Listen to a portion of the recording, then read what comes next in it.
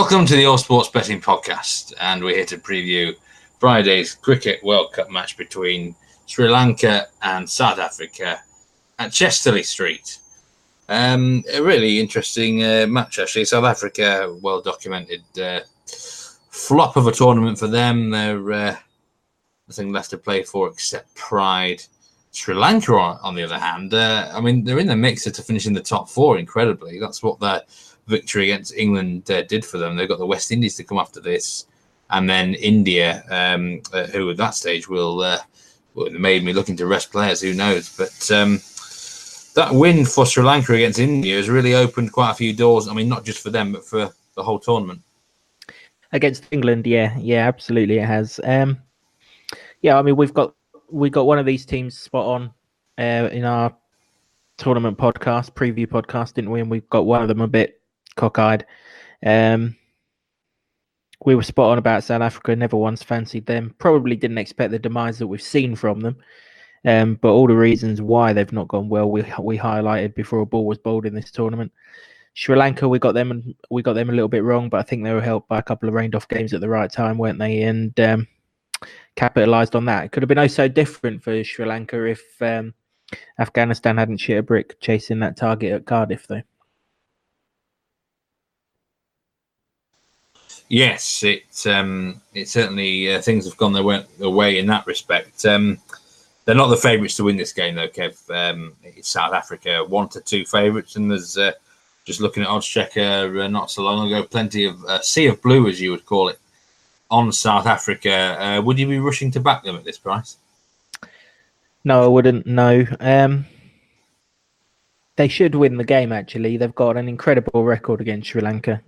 These two have played 16 ODIs since the start of 2017 against each other. They're regular foes. South Africa have won 14 of those 16, and the two that they didn't win was in Sri Lanka when they'd already won the series, and they sent everyone home to prepare for another series and just played this stiffs. So basically, in competitive matches, they've won the last 14 against Sri Lanka. 5 of them were earlier this year, when they splattered Sri Lanka all around South Africa. They then went and followed that up by winning 3 T20s against them as well. So in white ball cricket, they're heavily dominant against Sri Lanka, but the side that have competed in those 16 ODIs is not the one that we've seen over the last 4 or 5 weeks, is it? And the side that we've seen over the last 4 or 5 weeks are struggling massively. And now they're taking on a tricky side, a ground where they've never lost, Sri Lanka. They've played in England twice at Durham, and they've never lost there. So there's something about the conditions that suit, probably the fact that it's freezing fucking cold up there. And, so the pace of the bowling is helped a little bit by that, isn't it? Not so fast, not so fiery in the cooler conditions. So it's all set up for a banana skin, but I still can't bring myself to back Sri Lanka. Okay, well, this match is being played at Chesterley Street, Riverside Stadium. Perhaps a venue not very familiar with some of the listeners in the northeast of England. Actually, I know a few people going to this game from our cricket club. Our South African overseas player was going to go with him, but he left us. He went home early, so he's probably saved watching his team not performing too well. But Riverside Stadium. What can you tell us about this venue, Kev? If your South African had stayed on long enough, he'd have got a game for them, let alone watch them, Steve. Riverside, it's a big ground, huge outfield. Probably, I'm not sure if it's bigger or same size or slightly smaller than the Aegis Bowl down in Southampton, but it's on those kind of parallels. It's a massive playing outfield. They often bring the boundary in. They've got to. Couldn't reach it otherwise. You'd need a bus to get from the middle to the dressing room each time. It really is massive, massive open space there. Pitch has been getting better and better for batting, but I think that's just the way the batsman is. I don't think there's anything changed in the pitch or anything like that. Durham's scoring, certainly in T20s, gone up a little bit. But like I say, I just think that's because they brought some young batsmen through who are the modern generation and just hit it much cleaner than they used to. By and large, though, scoring's pretty low here, and that's the sort of stance I'm taking on this game. Yeah, I'm actually going to start us off. I've got one pick for this game, and it's in the sixes market. I'm going to go under 8.5 sixes. That's a bet way. And I just look at the dimensions of this ground are big. You're talking a minimum 75 meter boundary, unless they really bring in the rope significantly. Hopefully, they've forgotten to do it. But either way, forgetting the size of the ground, I just don't think either side's full of particularly six hitters, are they?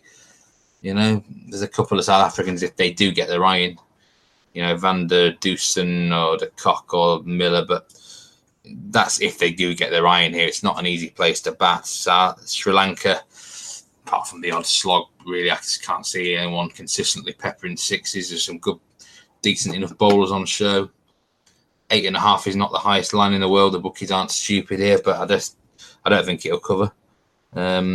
I mean, I looked at going under fours as well, but just in case it's a higher scoring game than I expected, then there probably would be quite a few hit along the floor. But to be honest, I think both the fours line, the boundaries, and the sixes line, I think they'll all end under here.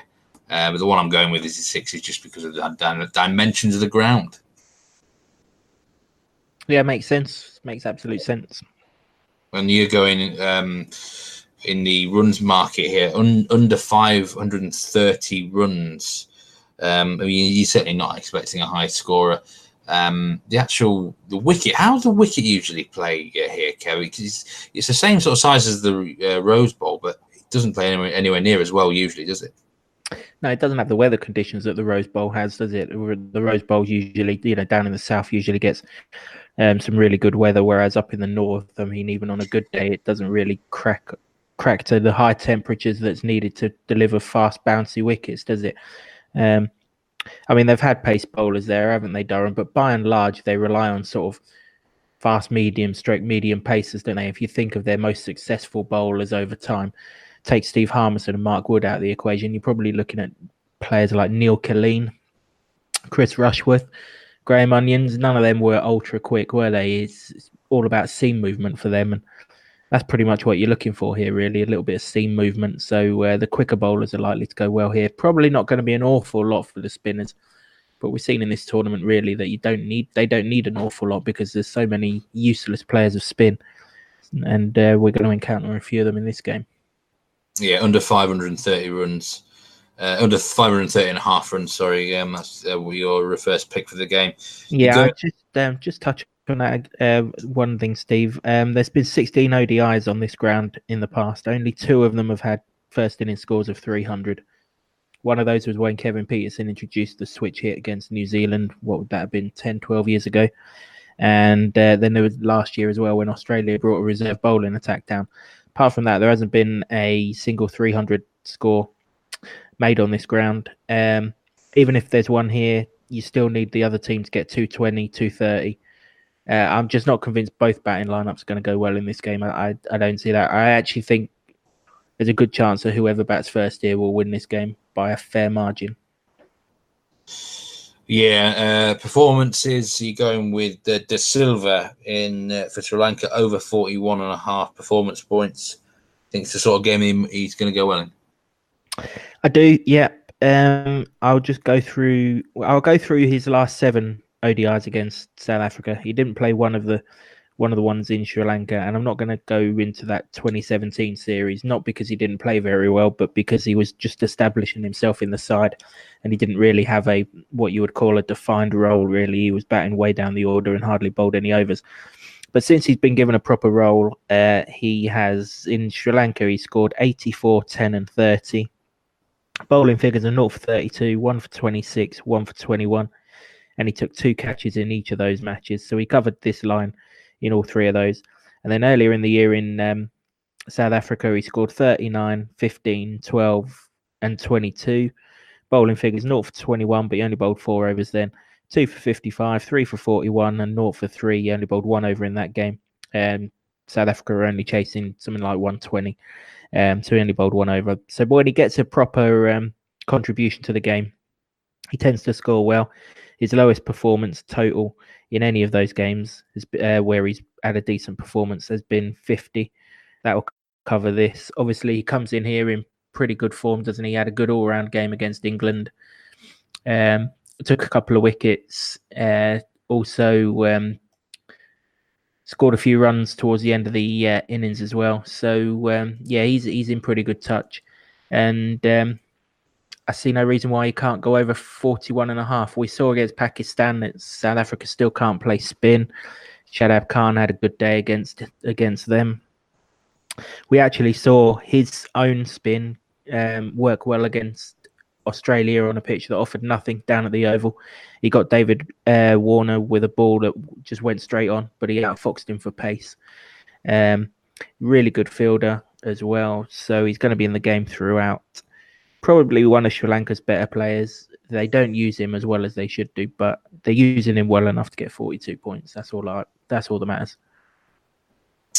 Okay, and one final bet for the game, and it's in the South African top batsman market.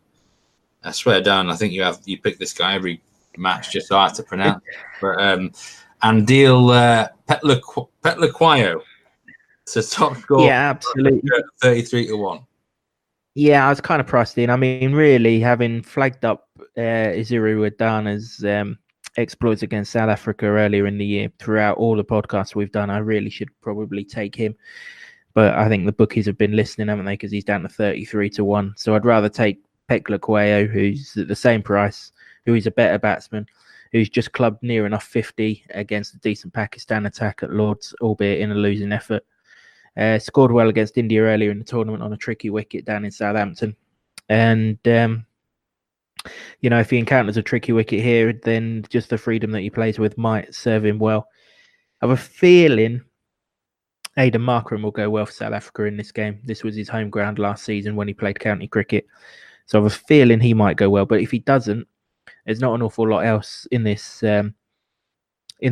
I would imagine Sri Lanka are going to open with a spinner of some sort to try and get de Kock. They might even get Amla that way as well. And then, like you say, it's just Van der Dussen, really, who's in pretty good form. But I'll take my chances at 33-1 that no one scored big and Petlakwayo can come in and go well. He scored 38 not out in one of the ODIs earlier in the year at Durban, so it's not like he can't bat against this lot. That wasn't a top score, but, it might be in this game. Who knows? Worth the price at 33-1.